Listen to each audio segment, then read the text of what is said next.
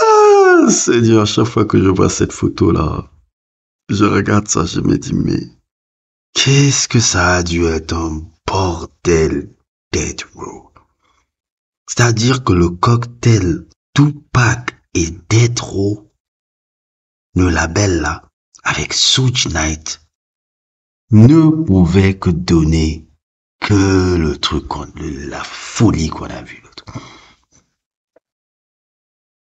Non, on parle souvent que, on parle souvent que, comment on appelle ça,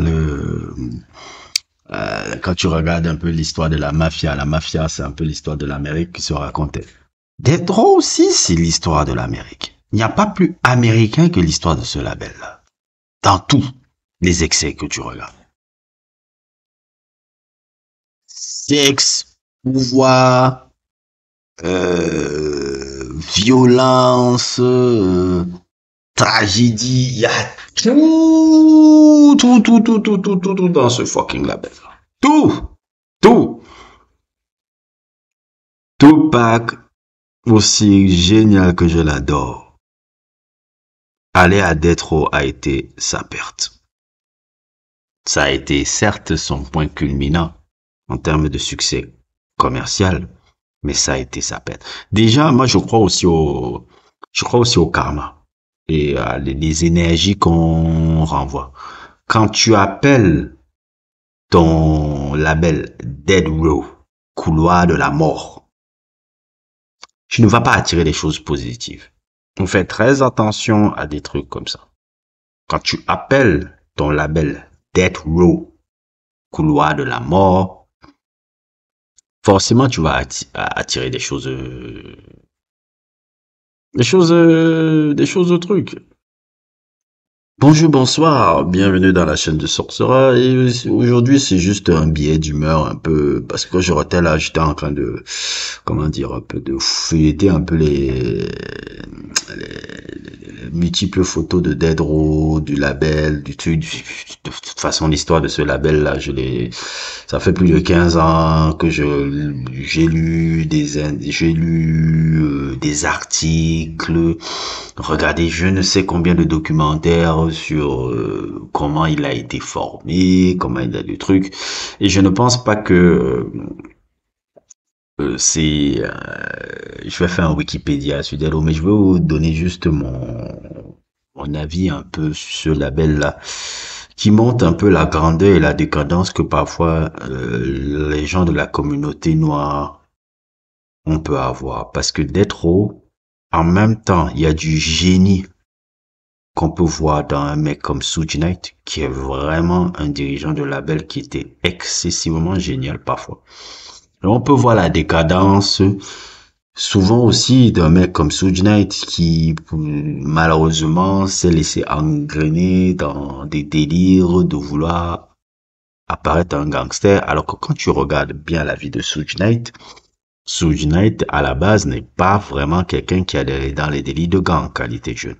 C'est quelque chose qui est arrivé au fur et à mesure qu'il a commencé à côtoyer l'industrie en tant que truc, parce que faut vous rappeler, le monsieur qui s'appelle Suge Knight, que vous voyez à côté de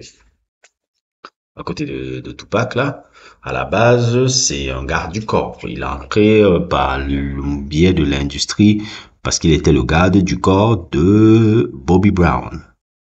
C'est comme ça et tout. Et comme c'est un homme très intelligent, c'est quelqu'un qui avait fait des études de marketing et tout, et en même temps qu'il était footballeur aussi au collège. Mais c'est quelqu'un de très intelligent. Celui-là, il faut pas le voir comme ça. Tu peux pas gérer un label qui a eu autant de succès en étant débile. Euh, Suge Knight était quelqu'un qui était très observateur un peu sur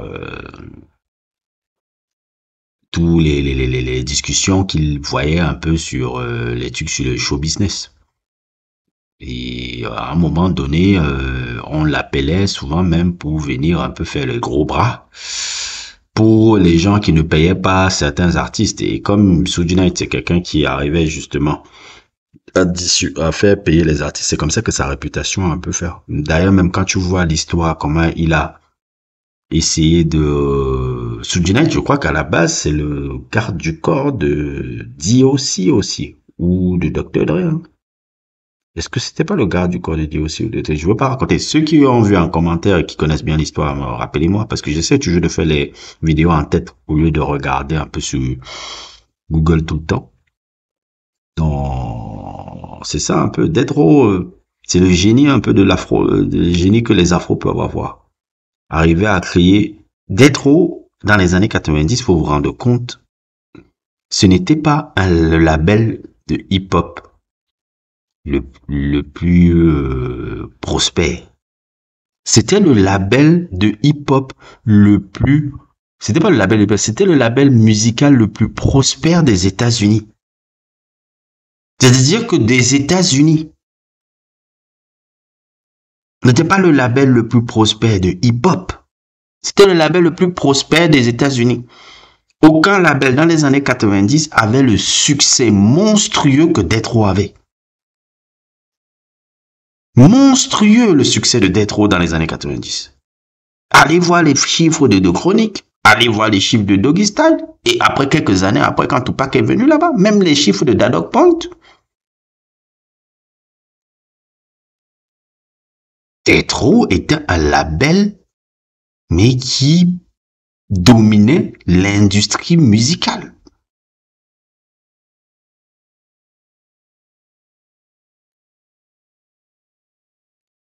Et tout ça à partir de jeunes Afro-Américains talentueux qui ont réussi à créer quelque chose à partir de rien. Et c'est ça qui est dramatique. Imaginez un peu Suge Knight, sa position qu'il aurait pu avoir maintenant. Il serait sûrement milliardaire. En fait, quand je vois tout ça, je vois un peu, mais tous ces conneries, tous ces gangbangs là, comment dans un label à un moment donné, tu peux inviter, tu peux dire, tu peux mettre des Crips et des Bloods dans un même label. C'est-à-dire que tu dis, ok, tu veux travailler, j'amène des Crips et des Bloods. Pour les gens un peu français qui ne comprennent pas, les Crips et les Bloods, c'est deux gangs rivales de Los Angeles. Et tu mets des gars comme ça dans le label. Mais c'était quelle ambiance? Ce label, c'était un label de malade.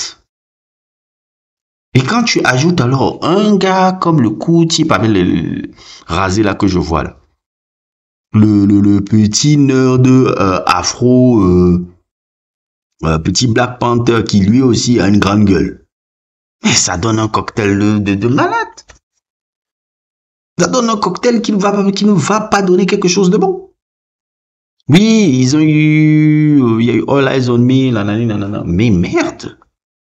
Et souvent même on oublie, hein, parce que c'est ça qui est le plus amusant avec l'histoire de Death Row. Tupac n'a fait que 8 mois là-bas. C'est pas on fait comme si Tupac a fait 5 ans à Death Row. Non, Tupac a fait 8 mois. 8 mois. C'est 8 mois. Les 8 mois de Tupac à Death Row ont été tellement légendaires que jusqu'à aujourd'hui, on en parle aujourd'hui. On en parle toujours. 8 fucking mois.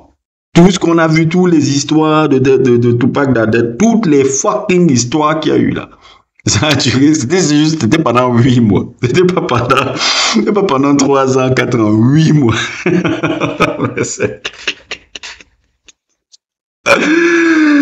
Oh non, c'est la belle là, c'est la belle de fou quoi. Oh non, non, non, non, non, non. Non, mais c'est sérieux quoi. Sérieux, 8 mois. Tout ce que j'ai vu là, tout ce qu'on a vu là, tous les dramas qu'on a eu là, c'était pendant 8 mois. C'était pas pendant 5 ans, sur 5 ans, sur 4 ans, non, 8 mois. En tout cas que Death Row, c'est dramatique et je pense que Dr. Dre, il a été tellement intelligent de quitter au moment quand il a vu ça. Il a été très intelligent de quitter tout ça. Regardez maintenant là la position là à laquelle il est. Il a fait il a pris il a pris la meilleure décision pour lui. Et je dirais aussi ça c'est aussi un truc aussi dans l'histoire.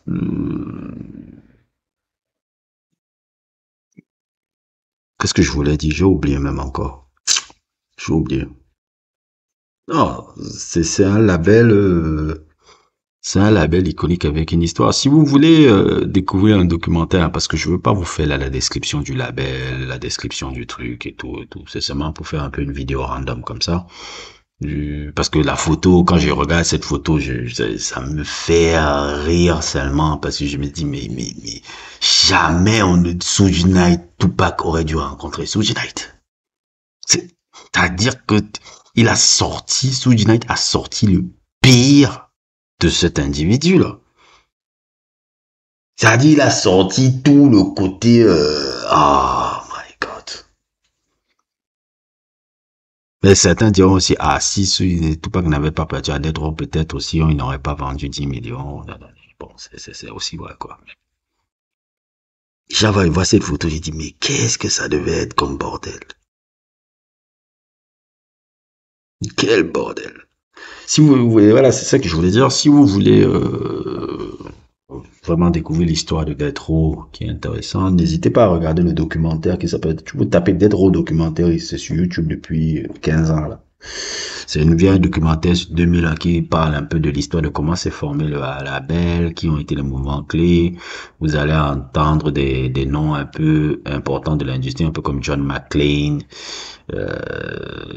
comment il s'appelle encore là, l'avocat là qui était toujours dans le truc là, il s'appelait Kane là, il avait été tout petit là et tout, l'avocat qui a même aidé à ce que Snoop Dogg ne parte pas en prison par rapport à sa situation là.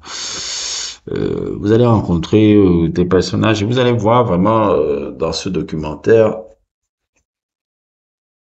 tout le côté fascinant et tragique un peu que ce label un peu a renvoyé parce que c'est pour ça qu'on en parle encore aujourd'hui. C'est une époque, c'est épique, tout ce qui s'est passé là-bas. Même si ça a fini avec une tragédie, c'est un moment d'histoire de la musique américaine qu'il faut connaître, qu'il faut étudier.